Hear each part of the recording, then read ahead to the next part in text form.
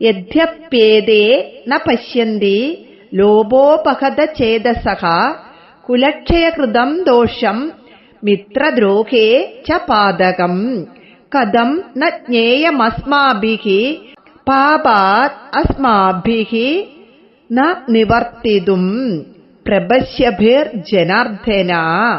ജനാർദ്ദന, ഹേ ജനാർദ്ദന, ലോഭോപഹത ചേതസഃ, അത്യാഗ്രഹം കൊണ്ട് ബുദ്ധി കെട്ടുപോയ, ഏതേ ഇവർ, കുലക്ഷയകൃതം വംശനാശം കൊണ്ടുണ്ടാകുന്ന ദോഷവും, മിത്രദ്രോഹേ മിത്രങ്ങളെ ദ്രോഹിക്കുന്നതിലുള്ള പാതകം ച പാപവും, യദ്യപിന പശ്യന്തി കാണുന്നില്ലെങ്കിലും, കുലക്ഷയകൃതം വംശനാശം കൊണ്ടുണ്ടാകുന്ന ദോഷത്തെ പ്രപശ്യഭി മുൻകൂട്ടി കാണുന്നവരായ അസ്മാഭി നാം, അസ്മാത് ഈ പാപത്തിൽ നിന്നും നിവർത്തിതും പിന്തിരിയുന്നതിന് കഥം എങ്ങനെ, അജ്ഞേയം അറിയാതിരിക്കും.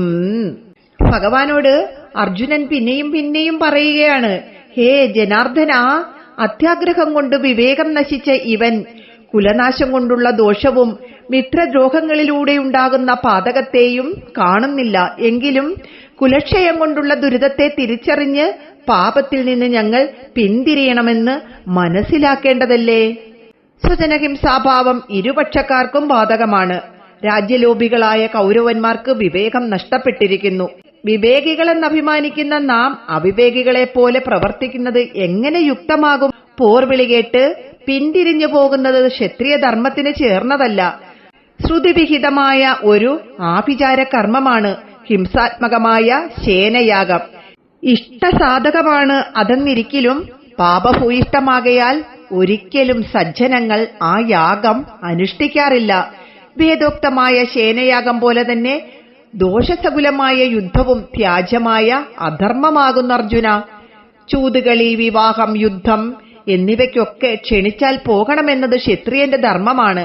ആ നിലയ്ക്ക് ഇവിടെ കൗരവന്മാർ പോർവിളി നടത്തിയിരിക്കുന്നു. പോയി പൊരുതുക ക്ഷത്രിയൻ എന്ന നിലയ്ക്ക് പാർത്ഥന്റെ കർത്തവ്യമാകുന്നു. പോരിന് വിളിച്ചവർ അനന്തരഫലങ്ങളെപ്പറ്റി ബോധവാന്മാരല്ല. ഒരു യുദ്ധത്തിന്റെ കെടുതികളെക്കുറിച്ച് ചിന്തിക്കാൻ അവർക്ക് ഒരുപക്ഷെ കഴിയില്ലായിരിക്കാം. കർത്തവ്യാനുഷ്ഠാനം ദുഷ്ഫലമുളവാക്കുന്നതാണെന്ന് ബോധ്യമുണ്ടെങ്കിൽ അതിൽ നിന്ന് പിന്മാറുന്നത് ദോഷകരമല്ലെന്ന വിചാരഗതിയാണ് അർജുനനുള്ളത്. യുദ്ധത്തെ തുടർന്ന് കുലക്ഷയം കൊണ്ടുണ്ടാകാവുന്ന അധപ്പതനത്തിന്റെ ഭീകരാവസ്ഥ ചിത്രീകരിക്കുന്ന അർജുനൻ ഒരു അതിബുദ്ധിമാന്റെ ഭാവമാണ് വെളിവാക്കുന്നത്.